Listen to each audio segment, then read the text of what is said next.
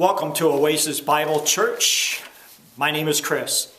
Today is part 3 of a 4-part series called Truth in the Age of Deception. The first series we looked at Satan's tactics, talked about deception in general, looked at some of Satan's tactics that he uses to deceive people, going all the way back to the Garden of Eden. The last episode we looked at truth, what it is, what defines it, and what society uses as a fixed point of reference for truth. And we looked at how everybody uses these days, most people uses themselves as a fixed point of reference for truth. They bought into Satan's lie, in other words, from the Garden of Eden when he told Eve, you can decide what's true, you can be like God, right? They bought into that, and we gave a couple examples how that can lead to chaos in society, right? And today we're going to explore that a little bit more, give examples of how that has led to chaos in society. Then we're going to wrap up in the next final episode. We're going to summarize and we're going to talk about the world's most dangerous belief. So where we left off last time was the question says who. You recall that if everybody makes up their own fixed point reference for truth, the question is, whenever somebody disagrees with somebody else and there's no higher authority outside of man to determine what's morally right and wrong, you leave it up to men. Well, the question is, well, who determines when two people disagree or contradict each other, their views do, who determines which one is right? Peaceably, right? It's the old says who question. Well, who made you boss? Who's to say that what you believe is right and mine's wrong? Etc., right? Well, some people will say, well, society decides that as a collective term they like to use. Well, historically, that doesn't work at all. And there's plenty of examples throughout history where that collective idea, when you try and use the collective to determine what's morally right and wrong, it absolutely doesn't work. Classic example being, of course, Nazi Germany.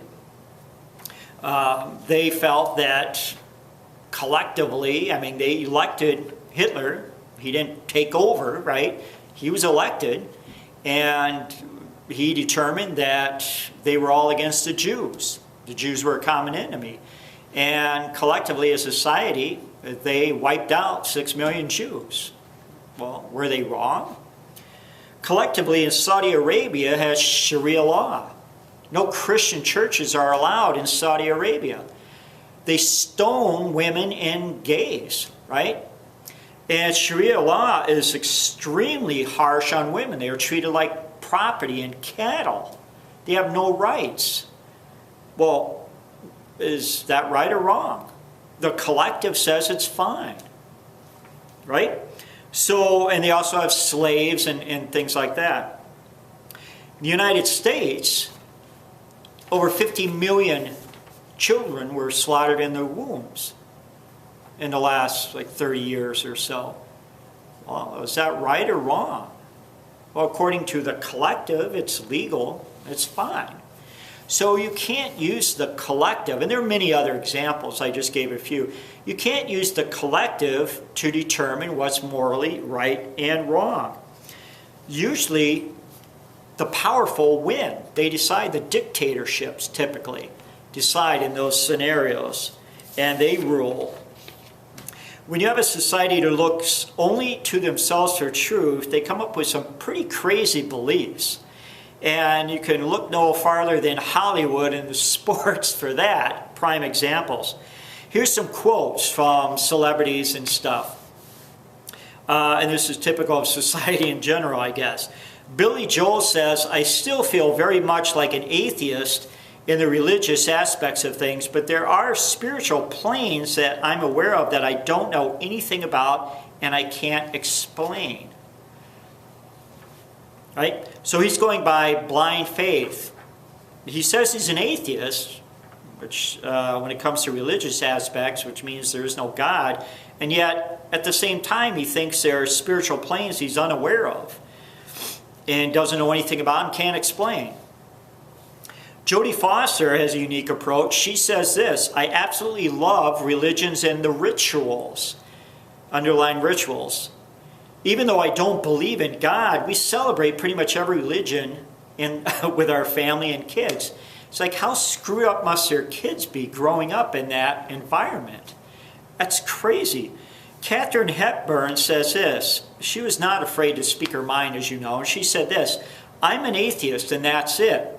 I believe, listen to this, I believe that there's nothing we can know except that we should be kind to each other and do what we can for each other. My question to Katharine is, well, how do you know that, Katharine? Who says? Who says we should be kind to each other? If there's no God, like you say, and we are not responsible to anybody for our actions, who's to say we're supposed to be kind to each other? How do you know that? Is that just something you came up with yourself? How do you validate that that's right? I mean, why should we be good to each other if we're all just descendants of apes and animals and stuff? Emma Thompson says, I'm an atheist. I'm offended by some of the things said in the Bible and the Quran, and I refute them. Well, why are you offended? Well, a couple things. One, if you don't believe there's God and everybody makes up their own truth, their own fixed point of reference for morality, why would you be offended at what anybody else thinks? Why is that wrong that they believe in God? Why should you be offended that people believe in the Quran or the Bible?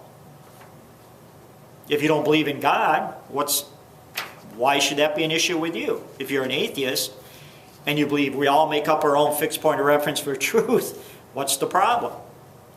And by the way, who are you to tell me what's right and wrong? That you should be offended, right? If you're an atheist. You got to think things through. Lance Armstrong says something very interesting. He said he believes that if there was a body or presence standing there to judge him on Judgment Day, he hopes that he would be judged on whether he lived a true life, not whether he believed in a certain book.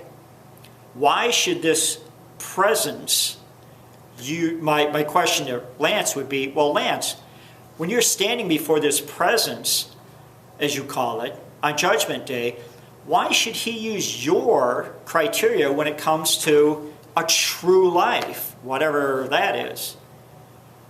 Do you really think that God, this presence of the universe, is when you stand before him to be judged, is going to use your criteria to judge you? Well, no, he's going to use his own. And who determines what a true life is, Lance? You? I mean, people have some really strange beliefs that they don't really think through logically if they're an atheist. Professors teach insane things to kids, right? They'll make statements like, no one has the right to tell you what's right or wrong. Nobody. And then they'll turn around and grade their tests. Right? If I was a student, I'd say, hey, wait a minute, professor. Who are you to tell me this is a paper is a C? Right? If everybody gets to decide for themselves, like you just got through teaching. It's self-contradictory, obviously. So everyone makes up their own reality and decides their own truth in the atheistic or non-God-following world. And it's funny that professors will tell everybody makes up their own reality. They'll get up there very pompously at the university, say to the student, everybody makes up their own reality. And everybody decides their own truth, right? Well, a good comeback, and he goes, you Christians don't know what you're talking about, right? The Christian has the right to come back and say, well, wait a minute, professor. If everybody makes up their own reality, and you don't like the fact I'm a Christian, well, that's your problem, not mine. It's your reality. Not my reality, so change it if you don't like it. Don't yell at me, right? I mean, think about it. So, and teachers in schools teach evolution, which is the biggest scam, satanic scam in the history of the world. Evolution is so easy to refute. And yet they teach it as the truth. in schools. They teach that everything evolved from a swamp to wild apes to humans. In other words, from goo to you by way of the zoo type of thing.